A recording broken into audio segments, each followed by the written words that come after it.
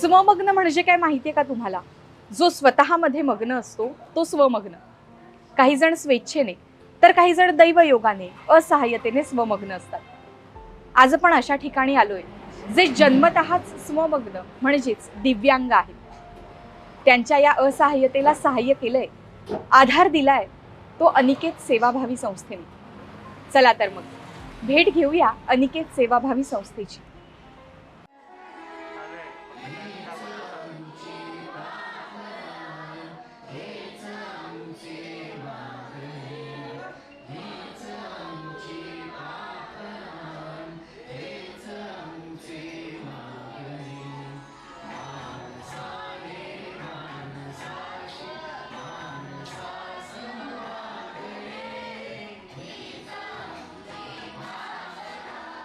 नमस्कार, मी गौरी जोशी. न्यूज अनकटमध्ये आपलं स्वागत आहे. आज आपण आलोय अनिकेत सेवाभावी संस्थेच्या संस्थापिका श्रीमती कल्पनाताई वरपे यांची भेट घ्यायला. नमस्कार ताई. नमस्कार. अनिकेत सेवाभावी संस्था सुरू करण्यामागे तुमचा मुख्य हेतू काय होता? अनिकेतची सुरुवात अनिकेतमुळेच झाली. अनिकेत हा माझा स्पेशल मुलगा का जो 100% मतिमंद आहे. त्याच्यासाठीच तेच मला एक कारण भेटलं अनिकेतची सुरुवात करताना, आणि जे काही आज आहे संस्थेमध्ये ते अनिकेतमुळेच चालू आहे. ही जेव्हा तुम्ही संपूर्णतः स्वमग्न किंवा मतिमंद तुम्ही म्हणालात, मुलाची आई तुम्ही आहात, तर अशा मुलाला सांभाळणं किंवा अशा मुलांना वाढवणं हे खूप कठीण आहे. हे मला इथे आल्यानंतर तुम्ही एवढ्या मुलांची आई आहात आज हे मला बघताना लक्षात येते. पण सुरुवातीच्या काळामध्ये तुम्हाला फॅमिली सपोर्ट कसा होता, किंवा ही संस्था सुरू करताना तुम्ही एकट्यानेच ही संस्था सुरू केली आहे का तुम्हाला फॅमिली बॅकग्राऊंड काही आहे? संस्था सुरुवात करायची म्हणजे मी सामान्य लोकांपर्यंत माझंही जीवन असेल किंवा माझंही एक म्हणजे कुटुंब असेल असा माझा सगळा हेतू होता. ज्यावेळी थोडं खेड्यात राहत असल्यामुळे थोडं लहान वयामध्ये लग्न झालं. लग्न झाल्यानंतर 2 वर्षांनी सुरुवातीला निकिताने 2 वर्षांनी जेव्हा अनिकेत जन्माला आला तेव्हा मलाही वाटलं सामान्य लोकांप्रमाणे तो सामान्य मुलाप्रमाणे असेल, परंतु जसं वय वाढत होतं त्याचं तेव्हा कळत होतं की नाही, अनिकेतची वाढ पूर्णपणे म्हणजे नॉर्मल मुलांप्रमाणे होत नाही. त्यावेळेस लक्षात आलं की अनिकेत, जेव्हा आम्ही डॉक्टरांना दाखवलं तेव्हा लक्षात आलं की अनिकेत हा 100% मतिमंद मुलगा आहे. आणि जेव्हा हे ऐकलं तेव्हा अक्षरशः पायाखालची जमीन हादरली, कारण की मतिमंदत्व काय असतं हे मलाही तोपर्यंत माहीत नव्हतं.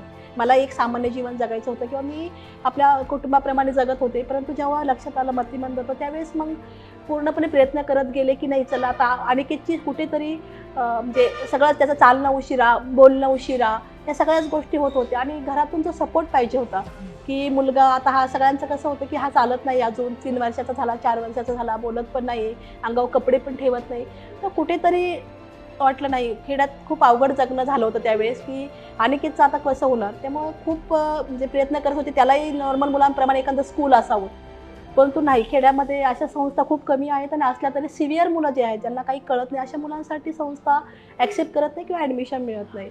त्यामुळे सुरुवात खूप कठीण परिस्थितीत गेली. अनिकेत 10 वर्षापर्यंत मी ज्या कुटुंबात राहत होते, शेतकरी कुटुंब आमचं, मी प्रॉपर संगमनेर नगर जिल्ह्याची, तर तिथे शेतकरी कुटुंबामध्ये अक्षरशः अनिकेतला बांधून वगैरे शेती वगैरे केली एक 10 वर्षापर्यंत.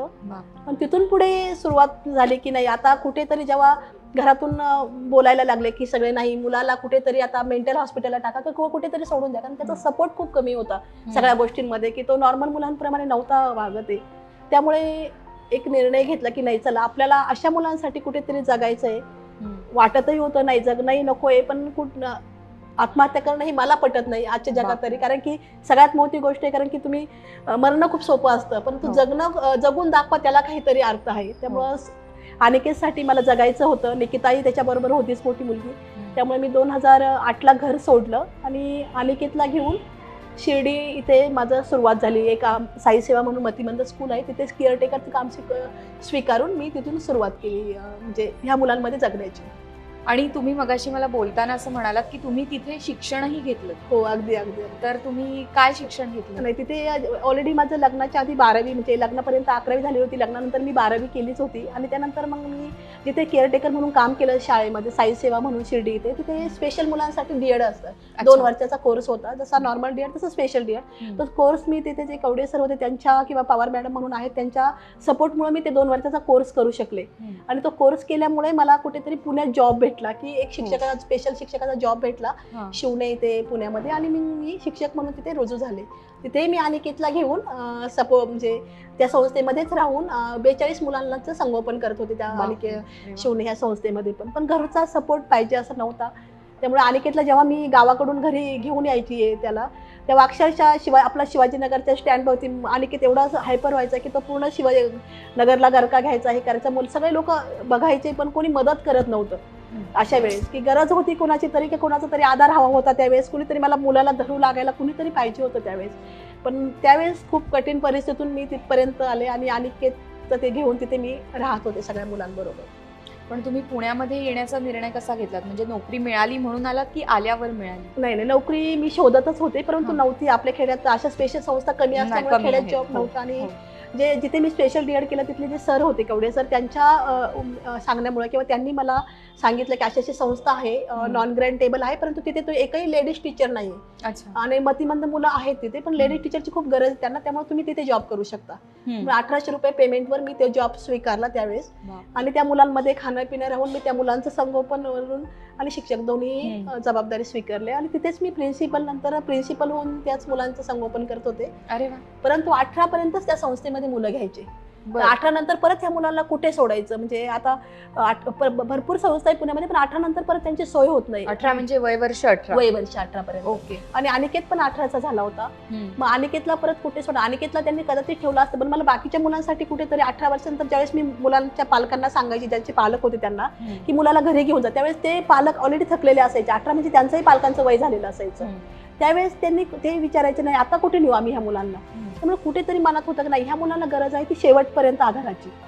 आणि तिथूनच मनात कुठेतरी विचार झाला आणि अनिकेतची मी स्थापना केली, अनिकेत सेवाभावी संस्थेची. आणि याला एक कारण ठेवलं की इथे कुठल्याही वयाची अट राहणार नाही, शेवटपर्यंत ह्या मुलांना आधार मिळेल. इथली जी मुलं आहेत त्या मुलांचा वयोगट काय आहे? म्हणजे लहान मुलं ही किती लहान आहेत? नाही, 5 वर्षापासून, कारण की एवढं शक्य नव्हतं. मी 5 वर्षापासून तर एंड पर्यंत या वयाची मुलं घेते. आता सध्याची सगळ्यात छोटी मुलगी माझ्याकडे ती एक 9 वर्षाची आहे. आणि सगळ्यात मोठा जो मुलगा आहे तो 49 वर्षाचा आहे, 49. आणि त्यांना आपण शेवटपर्यंत आधार द्यायचा आहे. तर हे मेन उद्देश आहे. आणि पुण्यासारख्या ठिकाणी पण मतिमंद मुलांचं ओल्ड एज होम नाही याचं वाईट वाटतं. नॉर्मल लोकांची खूप ओल्ड एज होम आहे, त्याला सांगता येतंय, बोलता येतं, पण आपल्या मुलांना जर गरज आहे तर कुठेतरी असावं, म्हणून ही सुरुवात आहे. प्रयत्न करतोय, बाकी परमेश्वराच्या इच्छेनं चाललंय सगळं. पण मग पालक अशा मुलांना सांभाळत नाहीत किंवा तुम्ही आता म्हणालात की दमतात. त्या मुलं जेव्हा 18-20 वर्षाची होतात तेव्हा पालकही तितके मोठे झालेले असतात.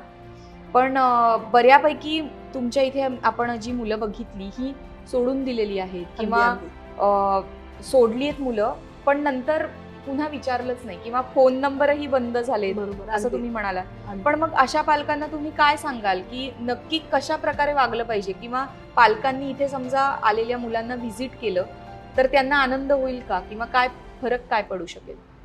पालकांचा सगळ्यात मोठा सपोर्ट मी म्हणेल, ज्यांना पालक नाहीयेत. आज माझ्याकडे जे 26 मुलं पूर्ण अनाथ आहे त्यांचं सोडून ज्यांचे पालक आहेत, कारण की 1 पॅरेंट किंवा गरीब घरातले पालक जे आहेत, तर त्यांनी थोडंसं कुठेतरी मानसिकता निर्माण व्हायला पाहिजे की हा मुलगा जरी स्पेशल असला किंवा नॉर्मल मुलांप्रमाणे नसला तरी ती एक आपली जबाबदारी आहे. तुम्ही जर नॉर्मल मुलासाठी जर एक चांगलं शिक्षण देऊ शकता, त्याला 2 पैसे कुठेतरी कष्ट करून त्याच्यासाठी जर तुम्ही कमवून आणू शकता, तर स्पेशल मुलगा ही पण आपली जबाबदारी आहे. आणि ती तुम्ही अशी टाळून उपयोग नाही.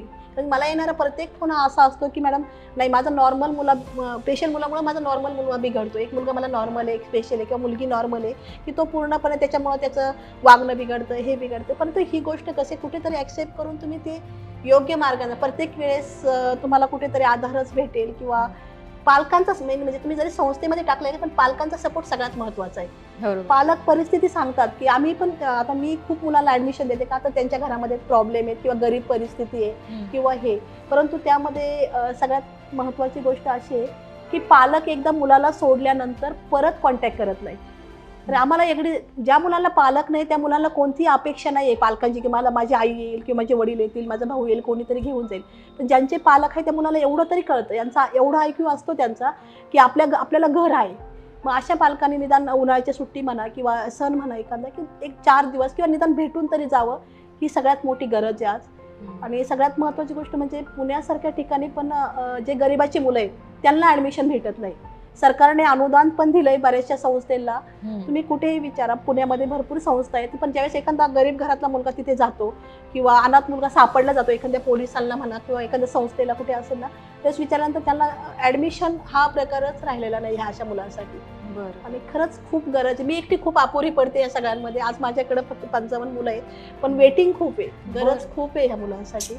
मी खरंच प्रयत्न मी पण करते की जास्तीत जास्त मुलांना आपल्याला आधार देता येईल. पण अजून 4 लोक जर बरोबर जोडले गेले या क्षेत्रामध्ये तर खरंच खूप मोठी गोष्ट आहे. सुरुवातीला तुम्हाला काय अडचणी आल्या? अगदी सुरुवातीला जेव्हा तुम्ही संस्था सुरुवात आता आपण करूया असं जेव्हा तुम्ही ठरवलं, ती नक्की प्रोसिजर काय होती? जेव्हा सुरुवात झाली तेव्हा सगळ्यात महत्त्वाची गोष्ट म्हणजे मला जागेचा प्रॉब्लेम होता. मी संस्था तर रजिस्टर केली धर्मादायमध्ये, सर्टिफिकेटही लगेच भेटलं, परंतु सगळ्यात महत्त्वाची गोष्ट त्या मुलाला ठेवायचं कुठं. तेव्हा खूप चांगले पुण्यामधले लोक खरंच म्हणजे आज मी जो एरियामध्ये त्या पुण्यामधल्या लोकांनी मला एक जणांनी 5व्या मजल्यावर फ्लॅट दिला, तो पण 1ही रुपया न घेता भाड्याने. मी त्या मुलांना 14 मुलं मी जुन्या संस्थेतून जे 18च्या पुढे झाले होते आणि अनाथ होते अशा माझ्या ज्या जुन्या संस्थेतून मुलं घेऊन मी सुरुवात केली. त्या सब फ्लॅटवरती ते अक्षरशः 5व्या मजल्यावर मोठे जीव घेऊन सगळ्या मुलांना ठेवत होते, कारण 5व्या मजल्यावर मुलं होते आणि भीती होती. मुलं गॅलरी वगैरे पण असते आणि एवढं त्यांना कळत नाही पायऱ्या उतरणं वगैरे, परंतु जागा शोधायचा पूर्ण प्रयत्नही करत होते. परंतु अशा मुलांसाठी जागा भरपूर ठिकाणी होत्या, परंतु जागा कुणी देत नव्हतं. का तर मतिमंद मुलं म्हटले की लोक म्हणायचे नाही आम्हाला डिस्टर्ब होईल. खूप जागा, असा खूप मोठा अनुभव आला. आणि सगळ्यात महत्त्वाची गोष्ट मग इथे जागा मिळाल्यानंतर आता आपल्या भोगावमध्ये जी आता भाड्याची जागा आहे तिथे आपण 26,000 रुपये भाडं भरतो आता संस्थेचं. त्या जागेमध्ये जागा मिळाल्यानंतर पुन्हा ती उभं कसं करायचं किंवा तिथं घर कसं बांधायचं हाही सगळ्यात मोठा प्रश्न होता. त्यावेळेस खूप लोकांशी कॉन्टॅक्ट करून आपल्या बालगंधर्वमध्ये तिथे लोक नाटकाला वगैरे येतात किंवा तिथे कार्यक्रम होतात, तिथे लोकांना आव्हान केलं, दानपेटी ठेवली की नाही कोणीतरी मदत करा की अशी अशी संस्था उभी राहते, मुलं अक्षरशः भाड्याच्या म्हणजे जागेमध्ये फ्लॅटमध्ये राहतात, तर तुम्ही कुठेतरी मदत. त्यामुळे कुठे दानपेटी ठेवून खूप लोकांनी थोडी थोडी करून मदत किंवा आपल्या चांगले चांगले जे हॉटेल आहे, जोशी हॉटेल म्हणा, हे जे नावाजलेले हॉटेल, इथे काही दानपेट्या ठेवल्या. कंपन्यांशी खूप कॉन्टॅक्ट करायचा प्रयत्न केला. कंपन्याच्या गेटपर्यंत गेल्यानंतर गेटमध्ये पुढे जायला परवानगी नव्हती, कारण की ओळख नव्हती एवढी की आपण मध्ये जाऊ शकू. आमचे मुलं अगरबत्ती बनवतात, हे बनवतात, ते करून कुठेतरी कॉन्टॅक्ट करून सगळ्यांचा सपोर्ट थोड्या थोड्या पैशातून हे पत्र्याचं शेड उभं राहिलं. 2 शेड आता जे पत्र्याचे आपण इथे मुलं राहतात 55 ते शेड उभा करून मग नंतर हळूहळू कुणी किराणा म्हणा, कुणी आर्थिक स्वरूपात मदत म्हणा, कुणी औषधं मुलांचे, कारण की ह्या मुलांना औषधं खूप लागतात. या सगळ्यातून सुरुवात खूप कठीण म्हणजे अक्षरशः पावसाचं पाणी, उन्हाळा, एवढ्या गरमीमध्ये सगळ्यातून कठीण याच्यातून झाली. पण आता लोकांना थोडं माहिती होतंय, त्यामुळे सपोर्ट मिळतोय आता लोकांचा. मला विचारायचं होतं की इथे येणाऱ्या मुलांमध्ये नेमकी कोणकोणत्या प्रकारची मुलं आहेत? म्हणजे आपण दिव्यांग म्हणतो, पण दिव्यांगांमध्ये सगळ्या प्रकारची मुलं असतात, तर आपल्या इथे नेमकी कोणकोणत्या प्रकारची किंवा आपण म्हणूया आजारांची मुलं आहेत? प्रवर्ग आता भरपूर आहेत. मतिमंद आपल्या इकडे फक्त आपण मतिमंद मुलंच घेतो, कारण की मूकबधीर किंवा अंध मुलं किंवा अस्थिव्यंग मुलं याला प्रत्येकाचं शिक्षण वेगवेगळं आहे. त्यामुळे मतिमंदामध्ये जे प्रकार आहे किंवा त्याच्यामध्येच गतिमंद मुलं आहेत, काही ऑटिझम मुलं आहेत, काही किंवा सेरेबल पाल्सी आहेत, अशा मुलांना किंवा डाऊन सिंड्रोम आहेत, अशा मुलांसाठी आपण ही संस्था चालवतो. त्यामध्ये जास्तीत जास्त मुलांना, कारण की आमच्याकडे मतिमंद मुलांचं जास्त ॲडमिशन केलं जातं, कारण की आपण काही सुविधा पूर्ण सगळ्याच मुलांना, सिरियल पाल्सन थोडा हातापायाचा वगैरे प्रॉब्लेम असतो, चालायचा प्रॉब्लेम असतो, त्यामुळे आम्ही सगळ्या सुविधा पुरवू शकत नाही त्यांना. बरोबर. मग जास्तीत जास्त मुलं जास्त मतिमंदच मुलं आहे आपल्याकडे. त्यामध्ये माइंड, मॉडरेट, सिव्हिअर, परफॉर्म सगळ्या गटातली मुलं आपल्याकडे आहेत. आणि या सगळ्या मुलांना एक त्यांच्या पूर्वज्ञान जाणून अभ्यासक्रम किंवा त्यांना शिकवण्याचा, एक स्वतःच्या पायावर उभं करायचा किंवा स्वावलंबी बनवण्याचा एक प्रयत्न केला जातो पूर्णपणे.